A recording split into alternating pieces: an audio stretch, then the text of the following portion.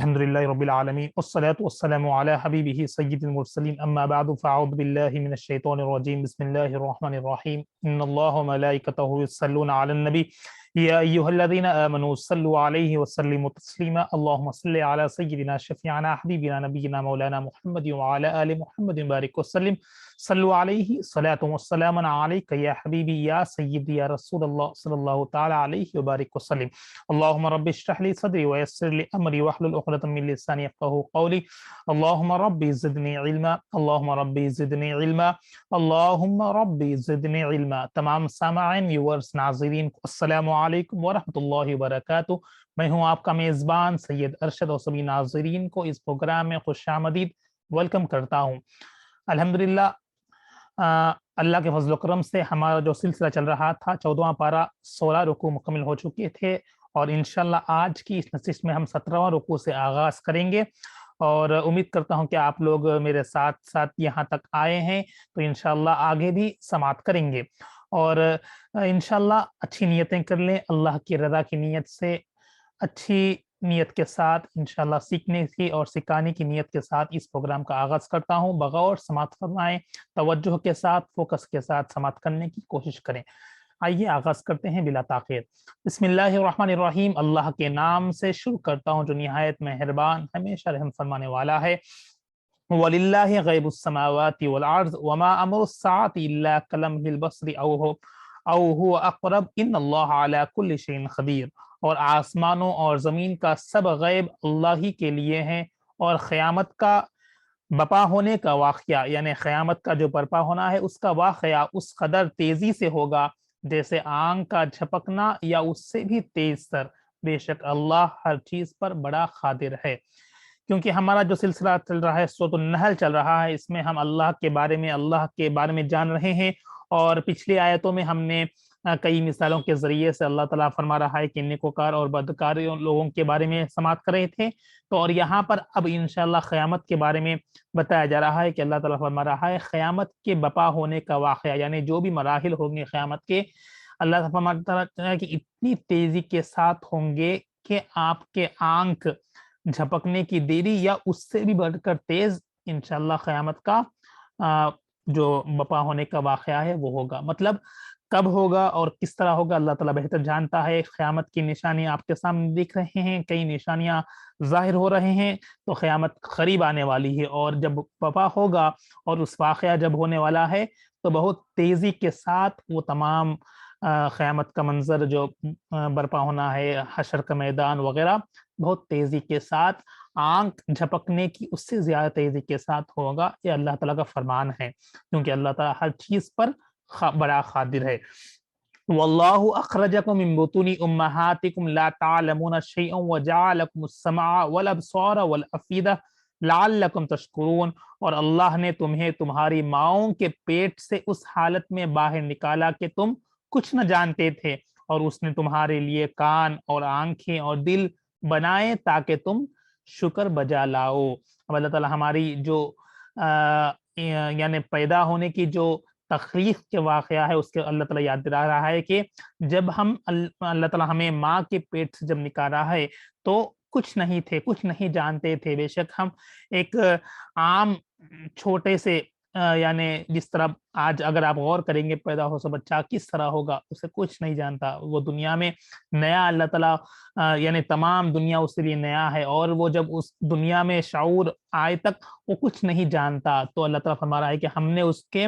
لیے کان، آنکھ اور دل بنائے، کان سننے کے لیے، آنکھ دیکھنے کے لیے، دل تمام باڈی کے ارکان کو جو فنکشن کرتا ہے دل ہے اس کو بنائے ہیں تاکہ تم شکر بجا لاؤ۔ یعنی اللہ تعالیٰ انسان سے فرما رہا ہے کہ یہ تمام چیزیں جو دی ہے ہم نے اللہ تعالیٰ نے اسے عطا کری ہے، تو ہمیں اس چیزوں کی، اس نعمتوں کے ذریعے سے ہمیں اللہ کا شکر بجا لانا ہے۔ اب اس کی نعمتوں کی یعنی اہمیت، امپورٹنس کیسا بتا چاہتا ہے عام انسان اسے لائٹ لے کر، یعنی آنکھ، دل، یعنی کام، یعنی اس کی امپورٹنس ہم کس طرح معلوم کر سکتے ہیں؟ اس کو جا کے پوچھو جس کو آنکھ نہیں ہے، اس سے جا کے پوچھو جس کا دل کا آپریشن ہوا ہے، سرجری ہوئی ہے، اس سے جا کے پوچھو جس کا کان نہیں ہے۔ اگر وہ انسانوں کے بارے میں سوچیں گے جسے اللہ تعالیٰ نے کان سے محروم رکھا ہے، آنکھ سے محروم رکھا ہے، دل کے آپریشن، دل میں یعنی بچوں کو بھی دل میں ہول ہوتے ہیں، یعنی ان کی تکلیف کو اگر ہم پہچانیں گے جانیں گے تو اس کی اہمیت ہم کو معلوم ہوگی، تب انسان اللہ تعالیٰ کا شکر گزار بندہ اور بہتر اچھا اندازہ کر سکتا ہے۔ تو ہمیں ان چیزوں کو بھی نعمت سمجھ کر، نعمت اللہ تعالیٰ دی ہے اس کی اگر ہمیں اللہ تعالیٰ صحیح سلامت رکھا ہے تو اسے اللہ کا شکر گزار بندہ بننا ہے، اور ہمیشہ اس کا شکر ادا کرنا ہے، اور ان تمام چیزوں کو صحیح طریقے سے استعمال کرنا ہے، صحیح طریقے میں اسے یوز کرنا ہے، آنکھ کو صحیح طریقے سے، کان صحیح چیزیں سننا ہے، اور دل انشاءاللہ اللہ کے ذکر میں ہمیشہ رہنا ہے۔ تو یہ تمام چیزیں اللہ تعالیٰ ہمیں اس کی اہمیت بتا رہا ہے، اور تاکہ ہمیں شکر گزار بندے بننے کی بارے میں سمجھا رہا ہے۔ علم یرو الا الطیر مسخرات فی جو السماء ما یمسکوہن الا اللہ ان فی ذلک لآیۃ لقوم یؤمنون، کیا انہوں نے پرندوں کو نہیں دیکھا کہ جو آسمان کی ہوا میں قانون حرکت و پرواز کے پابند ہو کر اڑتے رہتے ہیں، انہیں اللہ کے قانون کے سوا کوئی چیز تھامے ہوئے نہیں ہے، بے شک اس پرواز کے اصول میں ایمان والوں کے لیے نشانیاں ہیں۔ اب اللہ تعالیٰ ہمیں پرندوں کے ذریعے سے ہمیں اس کی نشانیوں کے بارے میں بتا رہا ہے، کس طرح اللہ تعالیٰ پرندوں کو آسمان میں اڑا رہا ہے، کون سی چیز ہے جو انہیں آسمان پر لے کر اڑا رہی ہے۔ اللہ تعالیٰ ہمارے قانون حرکت، یعنی جو اللہ کے اصول ہے، اللہ کے قانون ہے، پرندہ اڑنے کی اسے صفت ہے، تو اللہ تعالیٰ نے اسے پابند بنا دیا، اڑتے رہا۔ کون سی چیز ہے اسے جہاں پر رکا رہی ہے، تھامے ہوئی ہے؟ پرندہ آسمان پر کس طرح تھاما ہوا ہے، کس طرح وہ فلائی کر رہا ہے، اڑ رہا ہے، اس کے پنکھ کو اس کے کس طرح اللہ تعالیٰ انہیں بنایا ہے، تمام چیزیں نشانیاں ہیں۔ جو ایمان والے ہیں ان کے لیے نشانیاں ہیں۔ واللہ جعل لکم من بیوتکم سکنا وجعل لکم من جلود الانعام بیوتا تستخفونها یوم ظعنکم ویوم اقاماتکم ومن اصوافها واوبارها واشعارها اثاثا ومتاعا الی حین، اور اللہ نے تمہارے لیے تمہارے گھروں کو مستقل سکونت کی جگہ بنایا ہے۔ اب اللہ تعالیٰ ہمیں ہر چیز یہاں پر نشانیوں کو بتا کر اللہ تعالیٰ ہمیں اس کی بڑائی، اس کی وحدانیت اور اس کے شکر گزار بننے کی، ہمیں اس تمام چیزوں سن کر ایمان اور تازہ ہونا چاہیے۔ سکونت کی جگہ بنایا ہے تمہارے لیے، چوپاہوں کی کھالوں سے عارضی گھر یعنی خیمے بنائے ہیں، جنہیں تم اپنے سفر کے وقت اور دوران سفر منزلوں پر اپنے ٹھہرنے کے وقت ہلکا پھلکا پاتے ہو، اور اسی طرح اللہ تمہارے لیے پیڑوں کو اور دمبوں کی اون اور اونٹوں کی پشم اور بکریوں کے بالوں سے گھریلو استعمال اور معیشت و تجارت میں فائدہ اٹھانے کے اسباب بنائے، جو مقرر مدت تک ہے۔ یہ تمام چیزیں جو آج ہم دنیا میں استعمال کر رہے ہیں، تمام چیزیں کس طرح ہے، اللہ تعالیٰ نے پہلے ہی ہمیں اس کے فائدے، اس کے یوزز، کس طرح چوپاہوں کے ذریعے سے انسان کے فائدہ ہوتا ہے، بکریوں کے بالوں کے سے کس طرح یعنی اولن بنتا ہے، اور تمام چیزیں جو ہم استعمال کر رہے ہیں، اولن اور جو ٹینس جو لیدر ہے، تمام چیزیں کس طرح اللہ تعالیٰ ہمیں اس کے فائدے، اللہ تعالیٰ ہمیں انہیں سے عطا فرما رہا ہے، اور ان چیزوں کو ہم استعمال کر رہے ہیں۔ خیموں کے جو ٹینٹس بنے ہیں لیدر کے ہوتے ہیں، اور ہر چیز آپ جہاں پر ٹھہرتے ہیں عارضی یعنی جو گھر ہے، جو گھر ہمیں اللہ تعالیٰ نے عطا فرمائی ہے، تمہارے لیے گھروں کو مستقل سکونت یعنی ہمیشہ رہنے والے سکون کی جگہ بنائی ہے۔ یہ تمام چیزیں کس نے عطا فرمائی ہے؟ کون اللہ تعالیٰ کون دیا ہے ذہنوں میں جو اس سے فائدے استعمال کرنے والا ہے؟ کون اللہ تعالیٰ کس طرح اس کی مہاریت بنا کر اس سے ہمیں بن رہا ہے، یعنی نارمل بال سے نہیں بنتے ہیں، اس کو پروسیس کرنا پڑتا ہے۔ اللہ تعالیٰ ان صلاحیتیں عطا فرمائی ہیں انسانوں میں، کس طرح اس کو اس اول کو اولن کی شکل میں، پھر اولن سے جیکٹس کی شکل میں اور خیموں کی شکل میں تمام چیزوں کو پروسیس کر کے ہمیں مل رہی ہیں۔ یہ تمام چیزیں نعمتیں اللہ ہی دی ہے، تو اللہ کی وحدانیت ہے، اللہ کا شکر گزار بنتے رہنا چاہیے۔ واللہ جعل لکم مما خلق ظلالا وجعل لکم من الجبال اکنانا وجعل لکم السرابل تقیکم الحر والسرابل تقیکم بأسکم کذالک یتم نعمتہ علیکم لعلکم تسلمون، اور اللہ ہی نے تمہارے لیے اپنی پیدا کردہ کئی چیزوں کے سائے بنائے، اور اس نے تمہارے لیے پہاڑوں میں پناہ گاہ بنائے، اور اس نے تمہارے لیے کچھ ایسے لباس بنائے جو تمہیں گرمی سے بچاتے ہیں، اور کچھ ایسے لباس جو تمہیں شدید جنگ میں دشمن کے وار سے بچاتے ہیں، اور اسی طرح اللہ تم پر اپنی نعمت کفالت و حفاظت پوری فرماتا ہے تاکہ تم اس کے حضور سر نیاز زخم کرو، یعنی سر نیاز خم کرو. یعنی اللہ تعالیٰ ہمیں ان تمام اور آگے کس طرح ہمیں پہاڑوں میں یعنی گھر بنائے ہیں. ایک قوم تھی جو پہاڑوں کو تراش کر گھر بناتی تھی، قوم سمود. اور تمام اور یعنی اللہ تعالیٰ فرما رہا ہے کہ لباس جو گرمی میں گرم رکھتا ہے، جو سردی میں سردی سے بچاتا ہے، جو جنگ میں جاتے ہیں انہیں ان کا لباس الگ ہوتا ہے جو لوہے سے بنتا ہے. یہ تمام چیزیں کس نے دیا ہے؟ کس نے انسانوں میں یعنی وہ کوالٹیز دی ہے جو جسم بنائے، اور تمام چیزیں کون عطا فرمائی ہے؟ تمام چیزیں اللہ نے ہمیں دی ہے. اس لیے اور اللہ تعالیٰ اپنی نعمت کی حفاظت و حفاظت پوری فرماتا ہے، انسان کی حفاظت فرماتا ہے تاکہ اس کے حضور سر خم کر سکے، یعنی اس کے حضور سجدہ ریز ہو جائیں، اللہ کے بارگاہ میں سجدہ کرتے رہیں، شکرانہ کے سجدہ کرتے رہیں، نمازوں کی پابندی کرے. تمام چیزیں اللہ کی نے دی ہے، تو اللہ کی شکر گزاری کرتے ہوئے اس میں اگر ہم شکر گزاری کریں گے تو اس میں اور بڑائی ہوگی. اگر ہم ناشکری پن کریں گے تو ہم سے وہ چھینے بھی جا سکتے ہیں. فَإِن تَوَلَّوْا فَإِنَّمَا عَلَيْكَ الْبَلَاغُ الْمُبِينُ. سو اگر پھر بھی وہ روگردانی کریں گے، یہ تمام چیزوں کو جان کر، دیکھ کر، پہچان کر، یوز کر کے بھی ہمیں عطا کر کے پھر بھی اگر ہم اللہ کے روگردانی کریں گے تو وہ نبی معظم آپ کے ذمے تو صرف میری پیغام اور احکام کو صاف صاف پہنچا دینا ہے. پیارے نبی کو بتا رہا ہے کہ یہ تمام چیزیں پیارے نبی کے ذریعے سے ہم تک آئی ہیں، صرف آپ کے ذریعے پیغام پہنچانا ہے، باقی کا معاملہ اللہ تعالیٰ اس کے حوالے کر دینا ہے. تو اللہ تعالیٰ جو روگردانی کرنے والے ہیں اس کا وہ عذاب کے مستحق ہو جائیں گے. یعرفون نعمت اللہ ثم ینکرونہا واکثرہم الکافرون. یہ لوگ اللہ کی نعمت کو پہچانتے ہیں پھر اس کا انکار کرتے ہیں اور ان میں سے اکثر کافر ہیں. وَيَوْمَ نَبْعَثُ مِنْ كُلِّ أُمَّةٍ شَهِيدًا ثُمَّ لَا يُؤْذَنُ لِلَّذِينَ كَفَرُوا وَلَا هُمْ يُسْتَعْتَبُونَ. اور جس دن ہم ہر امت سے اس کے رسول کو اس کے اعمال پر گواہ بنا کر اٹھائیں گے، پھر کافر لوگوں کو کوئی عذر پیش کرنے کی اجازت نہیں دی جائے گی، اور نہ اس وقت ان سے توبہ و رجوع کا مطالبہ کیا جائے گا، کیونکہ وقت ہو جائے گا جب قیامت ہوگی، تمام چیزیں سوال و جواب ہوگا، اور انہیں توبہ کا دروازے بھی بند ہو جائیں گے، کیونکہ وقت ابھی ہے، ہمیں اللہ کی طرف رجوع ہونا ہے. اگر ہم اللہ سے دور ہیں، اگر ہم دور ہیں اللہ کو یعنی اللہ کے قریب آ رہے ہیں، گناہوں میں مبتلا ہے، توبہ کا دروازہ ابھی ہے، کھلا ہے. اللہ کی رجوع میں توبہ ہو جائیں اور اللہ سے مدد چاہیں تاکہ ہم اس دن سے جب بند ہو جائے گا تو توبہ کا وقت بھی ختم ہو جائے گا اور ہمیں اجازت نہیں دی جائے گی، اور ان کا وقت توبہ رجوع کا مطالبہ کم کیا جائے گا، کیونکہ ان کے مطالبہ بھی قبول نہیں کیا جائے گا. وَإِذَا رَأَى الَّذِينَ ظَلَمُوا الْعَذَابَ فَلَا يَخَفُّ عَنْهُمْ وَلَا هُمْ يُنذَرُونَ. اور جب ظالم لوگ عذاب دیکھ لیں گے تو ان سے اس عذاب کی تخفیف کی جائے گی اور نہ ہی انہیں مہلت دی جائے گی. جب عذاب دیکھ لیں گے نہ عذاب میں کمی ہوگی نہ انہیں مہلت بھی دی جائے گی. وَإِذَا رَأَى الَّذِينَ أَشْرَكُوا شُرَكَاءَهُمْ قَالُوا رَبَّنَا هَؤُلَاءِ شُرَكَاؤُنَا الَّذِينَ كُنَّا نَدْعُو مِن دُونِكَ فَأَلْقَوْا إِلَيْهِمُ الْقَلَمَ إِنَّهُمْ لَكَاذِبُونَ. اور جب مشرک لوگ اپنے خود ساختہ شریکوں کو دیکھیں گے تو کہیں گے اے ہمارے رب، یہی ہمارے شریک تھے جن کی ہم تجھے چھوڑ کر پرستش کرتے تھے. پس وہ شرکا انہیں جواباً پیغام بھیجیں گے کہ بے شک تم جھوٹے ہو. وہاں پر اللہ تعالیٰ کے فرمائیں گے مشرک لوگ کہ یہی لوگ ہیں جنہیں ہم پوچھتے تھے تم اللہ آپ کے سوا، تو یہی مشرک لوگ بھیجیں گے کہ یہ جھوٹے تھے، کیونکہ وہ لوگ بھی جانتے تھے کہ مشرک بھی انہیں بھی اللہ ہی پیدا کرنے والا ہے، تو تمام چیزیں معاملات جانتے تھے، تو بے شک تم جھوٹے ہیں. تو وہاں پر ہر چیز صاف برپا ہو جائے گی اور اللہ کے سامنے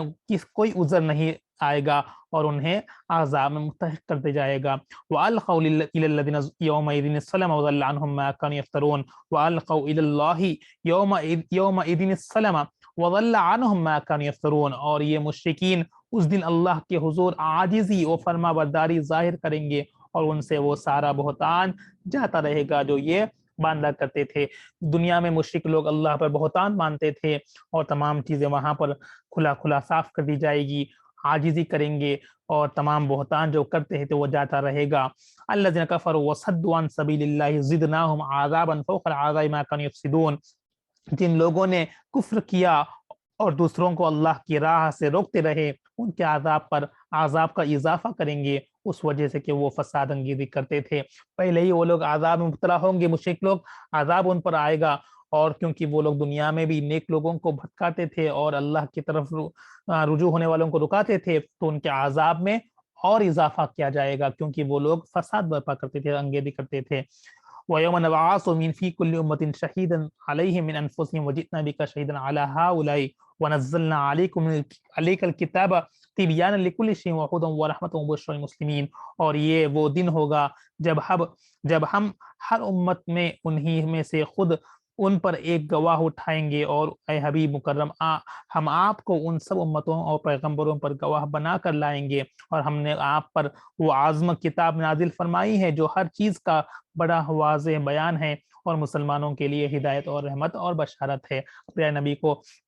گواہ بنا دیں گے تمام امتوں پر، تمام پیغمبروں پر، وہاں پر لے کر آئیں گے، اور ہم نے آپ پر عظیم کتاب نازل فرمائی ہے جو کلام پاک ہے، جو ہر چیز کا بڑا واضح بیان اور مسلمانوں کے لیے ہدایت اور رحمت بشارت ہے۔ یہ ہمارے لیے رحمت ہے، بشارت ہے۔ کون سی کتاب عظیم؟ کلام پاک جو پیارے نبی پر نازل ہوئی ہے۔ تو ہم خوش قسمت ہے کہ ہمیں اس عظیم کتاب نازل ہوئی ہے پیارے نبی پر، تاکہ ہم اس سے فائدہ حاصل کریں، اسے پڑھیں۔ اللہ کی رحمت ہے اس میں، اس سے ہم صراط مستقیم اللہ سے دعا مانگتے رہیں کہ ہمیں صراط مستقیم پر چلاتے رہے۔ یہ ہمارے لیے ہدایت ہے، رحمت ہے، اور یہ ہمارے لیے بشارت بھی ہے۔ ان اللہ یأمر بالعدل والإحسان وإیتاء ذی القربى وینہی عن الفحشاء والمنکر والبغی یعظکم لعلکم تذکرون۔ بے شک اللہ ہر ایک کے ساتھ عدل اور احسان کا حکم فرماتا ہے، اور خرابت داروں کو دیتے رہنے کا، اور بے حیائی اور برے کاموں اور سرکشی نافرمانی سے منع فرماتا ہے۔ وہ تمہیں نصیحت فرماتا ہے تاکہ تم خوب یاد رکھو۔ یہ تمام چیزیں ہمارے لیے، نیک لوگوں کے لیے، کئی چیزیں ایک آیت میں، کئی چیزیں، کئی پیغام ہیں۔ اگر ہم ایک ایک پر بیان کریں تو ایک تفصیل ہوگی، تو سنیں۔ بے شک اللہ ہر ایک کے ساتھ عدل اور احسان کا حکم فرماتا ہے۔ ہمیں ہر ایک کے ساتھ عدل انصاف کرنا ہے، اور یعنی احسان جتانا نہیں ہے، کیونکہ احسان کر کے کسی پر جتانا نہیں ہے، کسی کے حسن، یعنی حسن اخلاق اچھے رکھنا ہے ہر ایک کے ساتھ، احسان کا فرمان رہا ہے۔ اور اللہ تعالیٰ فرما رہا ہے کہ بے شک اللہ ہر ایک کے ساتھ عدل اور احسان کا حکم فرماتا ہے، ہمیں حکم دیتا ہے کہ ہر ایک کے ساتھ احسان اور عدل کرتے رہیں، اور قرابت داروں کو دیتے رہنے کا، اور یعنی قرابت داروں، قریب، اشتراء عزیبہ والوں کو اچھا حسن سلوک اچھا کرنے کا حکم دیتا ہے، اور بے حیائی اور برے کاموں اور سرکشی نافرمانی سے منع فرماتا ہے۔ بے حیا کاموں سے، برے کاموں سے، سرکشی کرنے سے ہمیں منع فرماتا ہے۔ وہ تمہیں نصیحت فرماتا ہے تاکہ تم خوب یاد رکھو۔ یہ تمام چیزیں ہمیں نیک بننے کے لیے، مومن اچھے، اگر صحیح مومن ہے تو مومن یہ تمام چیزوں پر اختیار کرتا ہے، اور تمام چیزوں سے جو منع فرمائی ہے اس سے رکتا ہے۔ وَأَوْفُوا بِالْعَهْدِ وَأَوْفُوا بِعَهْدِ اللَّهِ إِذَا عَاهَدتُّمْ وَلَا تَنقُضُوا الْأَيْمَانَ بَعْدَ تَوْكِيدِهَا وَقَدْ جَعَلْتُمُ اللَّهَ عَلَيْكُمْ كَفِيلًا إِنَّ اللَّهَ يَعْلَمُ مَا تَفْعَلُونَ۔ اور تم اللہ کا عہد پورا کر دیا کرو، جب تم عہد کرو، اور خصموں کو پختہ کر لینے کے بعد انہیں مت توڑا کرو، حالانکہ تم اللہ کو اپنے آپ پر ضامن بنا چکے ہو۔ بے شک اللہ خوب جانتا ہے جو کچھ تم کرتے ہو۔ اگر ہم اللہ سے عہد کرتے ہیں، اگر نیت کرتے ہیں کہ تمام چیزوں سے بچنا ہے، تو پختہ وعدہ کیا کرو، اور وعدوں کو مت توڑا کرو۔ اللہ کو ضامن بنا چکے ہو، یعنی اللہ کے ضمن کر چکے ہیں ہم چیز کو، تو اللہ تعالیٰ ہر چیز کو خوب جانتا ہے۔ جو بھی ہم اللہ سے عہد کرتے ہیں اسے پورا کرنے کی کوشش کرنا ہے، اور نہیں توڑنا ہے۔ وہ عہد مطلب وعدہ۔ وَلَا تَكُونُوا كَالَّتِي نَقَضَتْ أَصْلَحَهَا مِن بَعْدِ قُوَّةٍ أَنكَاثًا تَتَّخِذُونَ أَيْمَانَكُمْ دَخْلًا بَيْنَكُمْ أَن تَكُونَ أُمَّةٌ هِيَ أَرْبَىٰ مِنْ أُمَّةٍ إِنَّمَا يَبْلُوكُمُ اللَّهُ بِهِ وَلَيُبَيِّنَنَّ لَكُمْ يَوْمَ الْقِيَامَةِ مَا كُنتُمْ بِهِ تَخْتَلِفُونَ۔ اور اس عورت کی طرح نہ ہو جاؤ جس نے اپنے سوت مضبوط کان کاٹ لینے کے بعد توڑ کر ٹکڑے ٹکڑے کر ڈالا۔ تم اپنی خصموں کو اپنے درمیان فریب کاری کا ذریعہ بناتے ہو، تاکہ اس طرح ایک گروہ اور دوسرے گروہ سے زیادہ فائدہ اٹھانے والا ہو جائے۔ بات یہ ہے کہ اللہ بھی تمہیں اسی کے ذریعے آزماتا ہے، اور وہ تمہارے لیے قیامت کے دن ان باتوں کو ضرور واضح فرما دے گا جن میں تم اختلاف کیا کرتے ہو۔ یا اللہ تعالیٰ اگزامپل فرما رہا ہے کس طرح اس طرح مت ہو جانا، جس طرح یعنی وعدہ خلافی کرتے ہیں، اور خصموں کو اپنے درمیان فریب کاری کے ذریعے بناتے ہیں اور توڑتے ہیں۔ وَلَوْ شَاءَ اللَّهُ لَجَعَلَكُمْ أُمَّةً وَاحِدَةً وَلَكِنْ يُضِلُّ مَن يَشَاءُ وَيَهْدِي مَن يَشَاءُ وَلَتُسْأَلُنَّ عَمَّا كُنتُمْ تَعْمَلُونَ وَلَوْ شَاءَ اللَّهُ لَجَعَلَكُمْ أُمَّةً وَاحِدَةً وَلَكِنْ يُضِلُّ مَن يَشَاءُ وَيَهْدِي مَن يَشَاءُ وَلَتُسْأَلُنَّ عَمَّا كُنتُم تعملون۔ اور اگر اللہ چاہتا ہے تو تم سب کو ایک ہی امت بنا دیتا، لیکن وہ جسے چاہتا ہے گمراہ ٹھہرا دیتا ہے اور جسے چاہتا ہے ہدایت فرما دیتا ہے۔ اور تم سے ان کاموں کی نسبت ضرور پوچھا جائے گا جو تم انجام دیا کرتے تھے۔ بے شک اللہ ہر چیز پر قادر ہے، اگر اللہ چاہتا تو تمام ایک ہی امت پیدا کر سکتا تھا، مگر اللہ تعالیٰ جسے چاہتا ہے گمراہ کرتا ہے، جسے چاہتا ہے ہدایت فرماتا ہے۔ ہمیشہ دعا کرنا ہے کہ اللہ تعالیٰ ہمیں ہدایت عطا فرمائے اور نیک راہ پر چلائے، گمراہی سے محفوظ رکھے، بچائے۔ اور اللہ تعالیٰ ان کاموں کی نسبت ضرور پوچھا جائے گا قیامت کے دن جو ہم انجام کر رہے ہیں، دنیا میں ہم جو کام کر رہے ہیں، تمام چیزوں کی پوچھ ضرور ہوگی قیامت کے دن۔ وَلَا تَتَّخِذُوا أَيْمَانَكُمْ دَخَلًا بَيْنَكُمْ فَتَزِلُّوا قَدَمًا بَعْدَ سُوءِهَا وَتَذُوقُوا السُّوءَ بِمَا صَدَدتُّمْ عَنْ سَبِيلِ اللَّهِ وَلَكُمْ عَذَابٌ عَظِيمٌ۔ اور تم اپنی خصموں کو آپس میں فریب کاری کا ذریعہ نہ بنایا کرو، ورنہ تم قدم اسلام پر جم جانے کے بعد لڑکھڑاتے جائیں گا، اور تم اس وجہ سے کہ اللہ کی راہ سے روکتے تھے برے انجام کا مزہ چکو گے، اور تمہارے لیے زبردست عذاب ہے۔ پھر بتایا جا رہا ہے کہ وعدہ خلاف مت کرو، کیونکہ اگر ہم اسلام پر آ کر اگر ہم وعدہ خلافی کریں گے تو ہم بہکنے کے چانسز ہوں گے، اور جب برے انجام کا مزہ چکو گے تمہارے لیے زبردست عذاب آ جائے گا، عذاب میں مبتلا ہو جائے گے۔ وَلَا تَشْتَرُوا بِعَهْدِ اللَّهِ ثَمَنًا قَلِيلًا إِنَّمَا عِندَ اللَّهِ هُوَ خَيْرٌ لَكُمْ إِن كُنتُمْ تعلمون۔ اور اللہ کے عہد حقیر سی قیمت یعنی دنیاوی مال دولت کے عوض مت بیچا کرو، کیونکہ پہلے مشرکین یا عیسائی کے جو پریسٹ تھے وہ لوگ کم داموں میں اپنے علم کو بیچتے تھے، یعنی علم میں ملاوٹ کرتے تھے۔ تو یہاں بتایا جا رہا ہے کہ اللہ کے عہد حقیر سی قیمت یعنی کم تر قیمت میں دنیاوی مال کی دولت میں عوض میں مت بیچا کرو، بے شک جو اجر اللہ کے پاس ہے وہ تمہارے لیے بہتر ہے اگر تم اس راز کو جانتے ہو۔ یعنی دنیا کے مال اللہ کا یعنی دنیا کے مال کے لیے اپنے ایمان کو بیچنا یہ بہت گھٹیا چیز ہے، کیونکہ اس کی عوض تو اگر ہمیں کوئی علم دیا گیا ہے تو ہمیں دنیاوی کتاب کے ہمیں اس کو علم کو چینج کرنا نہیں ہے۔ اگر مثلا پہلے جو مشرکین تھے وہ لوگ اس طرح اپنے اللہ کے بھیجے گئے کتابوں میں بھی ملاوٹ کرتے تھے، یعنی علم میں دنیا کے سامنے ایک غلط میسج پہنچاتے تھے، ہمیں اس سے بچنا ہے۔ تو یہاں بتایا جا رہا ہے کہ اگر ہم اس کا اجر ہم جانتے تھے وہ راز کو تو کبھی اس کے بارے میں اس کا اجر اللہ کے پاس بہتر اجر ہوگا، دنیا کی قیمت میں ہمیں نہیں بیچنا ہے۔ یعنی علم میں بیچنا مطلب علم کو چھپانا، ایک حق بات کو رکنا، حق بات کے علاوہ دوسرا کچھ ظاہر کرنا، یعنی جو عالم دین ہے، جو علم ہے دوسروں تک صحیح علم اللہ کا پہنچانا، اگر اس میں بھی اگر ہم کچھ چینجز کریں گے تو پکڑ ہوگی، اور گناہ تو گناہ ہی ہے مگر اس کا عذاب بہت بڑا عذاب بھی رہے گا۔ تو دنیا کی جب تک ہے ہمیں دنیا کی قیمت میں اپنے علم کو بیچنا نہیں ہے، حق جو ہے وہی واضح کرنا ہے، وہی سمجھانا ہے، اور اس کا راز کو یعنی جو اس کا اجر جو ہم اللہ کے پاس ملے گی، اگر اس کا راز کو پہچان جائیں گے تو بہترین اجر ہوگا۔ تو یہ راز کو پہچان، راز مطلب یہ ایک اللہ تعالیٰ فرما رہا ہے کہ اس راز کو اگر بندہ جانتا ہے تو کبھی اس دنیا کے پیچھے نہیں بھاگے گا، دنیا کے علم میں دنیا کی خاطر اپنے علم کو نہیں بیچے گا۔ ما عندکم ينفد وما عند اللہ باق ونجزین الذین صبروا اجرهم باحسن ما كانوا يعملون۔ جو مال و زر تمہارے پاس ہے فنا ہو جائے گا، اور جو اللہ کے پاس ہے باقی رہنے والا ہے، اور ہم ان لوگوں کو جنہوں نے صبر کیا ضرور ان کا اجر عطا فرمائیں گے، ان کے اچھے اعمال کے عوض جو وہ انجام دیتے رہتے تھے۔ تو یہ بھی ہمیں جاننا ہے کہ جو دنیا کا مال ہے وہ ہمیشہ باقی رہنے والا نہیں ہے، مطلب ہم جو اللہ کی راہ میں خرچ کریں گے یہ ہمارا ایکچول مال ہے جو وہاں پر سیو ہو گیا ہے، وہاں کے اکاؤنٹ میں ہمارے لیے سیو ہو گیا ہے، جو اللہ کے پاس ہے وہ ایکچول مال ہے۔ تو اللہ فرماتا ہے جو مال اللہ کے پاس ہے وہ باقی رہنے والا ہے، اور ہم ان لوگوں کو جو صبر کرتے تھے اور یعنی تمام چیزوں میں اللہ کے پاس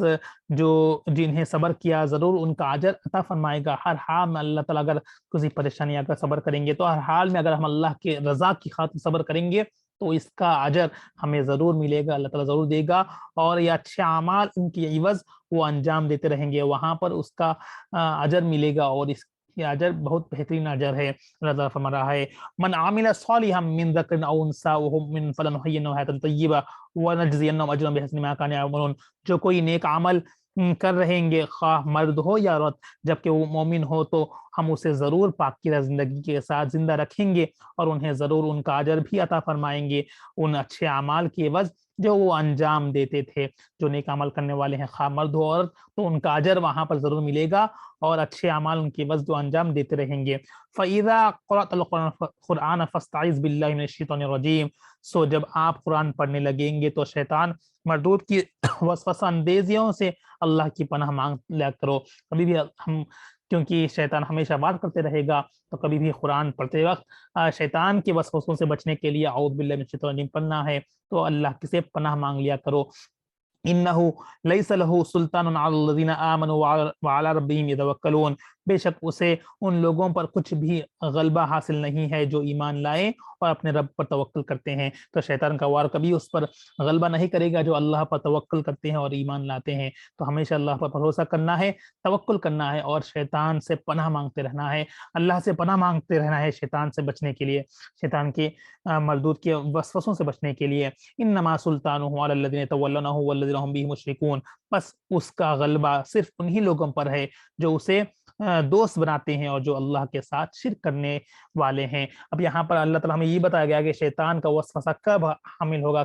کب وہ اس کے اندر کنٹرول میں ہو جائے گا، جو اگر نیک اعمال کرے گا، جو بندہ مؤمن ہے، اللہ پر بھروسہ رکھتا ہے، اللہ پر توکل کرتا ہے، تو اس پر شیطانی وار، شیطانی حملہ، شیطانی وسوسہ اس پر نہیں غلبہ کرے گا۔ کیوں؟ کیونکہ وہ اللہ پر بھروسہ رکھتا ہے، اللہ پر توکل کرتا ہے، اور جو شیطانی وسوسوں پر قابو کب ہو جائے گا؟ جو وہ اس کا دوست بنا لیتا ہے، مطلب شیطان کے بہکا ہوا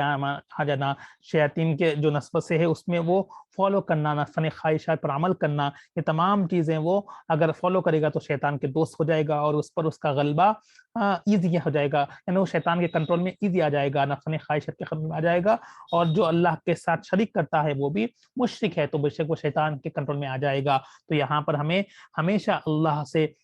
دعا مانگتے رہنا ہے کہ شیطان کے وسوسوں سے بچائے، شیاطین کے وار سے بچائے، شیطان کے حملوں سے بچائے، اور ہمیشہ اگر کبھی بھی آپ کو کچھ گناہ کا خیال آیا ہو یا کبھی بھی کچھ یعنی نیک کام سے رکاوٹ ہو رہی ہے تو اللہ سے دعا مانگے، اعوذ باللہ من الشیطان الرجیم پڑھیں تاکہ وہ شیطان دور ہو جائے گا۔ اللہ حول ولا قوت الا باللہ العظیم، یہ بھی پڑھتے رہیں تاکہ اس کے وسوسوں سے وہ بچ سکے انشاءاللہ۔ تو یہاں پر انشاءاللہ ہم آج کی اس نصیحت کا اختتام کرتے ہیں۔ انشاءاللہ 19 رکوع ہو چکے ہیں، کل کا 20واں رکوع انشاءاللہ آغاز کریں گے، اور سورۃ النحل چل رہا ہے، انشاءاللہ کل کی نشست میں ہم کنٹینیو کریں گے۔ آئیے دعا کے ساتھ اس نشست کا اختتام کرتے ہیں۔ رب کی بارگاہ میں دعا ہے، یا اللہ ہم نے کچھ بھی پڑھنے کی کوشش کریں ہیں اللہ سمجھنے ہیں، اللہ اس میں کچھ غلطیاں ہوں اپنے فضل و کرم سے معاف فرما دے میرے مولا۔ یا اللہ جو بھی ہم نے پڑھا ہے سمجھا ہے میرے مولا، یا اللہ اس پر عمل کرنے والا بنا دے۔ یا اللہ ہمیں جو بھی رکاوٹیں ہیں یا اللہ دور فرما دے۔ یا اللہ جنہوں نے بھی دعاؤں کے واسطے کہا ہے تمام کی نیک مقاصد پورا فرما دے۔ یا اللہ بے شک ہمیں شیاطین کے وسوسے سے بچا رہے، اللہ شیطان کے وار سے بچائے، اللہ ہم سب کو یا اللہ روحانی جسمانی قوت نصیب فرما دے۔ اللہ جو بیمار ہے تمام کو صحت نصیب فرما دے، جو صحت ہے یا اللہ انہیں صحت و برکت نصیب فرما دے، جو پریشان حال ہے تمام کو پریشانی کو دور فرما دے۔ یا اللہ جو بھی بے روزگار ہے تمام کو روزی سے لگا دے، روزگار برکت نصیب فرما دے، حلال رزق یا اللہ کمائی توفیق نصیب فرما دے، حرام سے محفوظ فرما دے۔ یا اللہ ہم سب کو صراط مستقیم پہ چلا، یا اللہ نیک اعمال کرنے والا بنا دے، سرکشی سے بچا دے، یا اللہ شیاطین کی وسوسوں سے بچا دے، شیاطین کے یا اللہ وار سے بچا دے، یا اللہ شیطانی کاموں سے بچا دے، یا اللہ جب تک دنیا میں ہے اللہ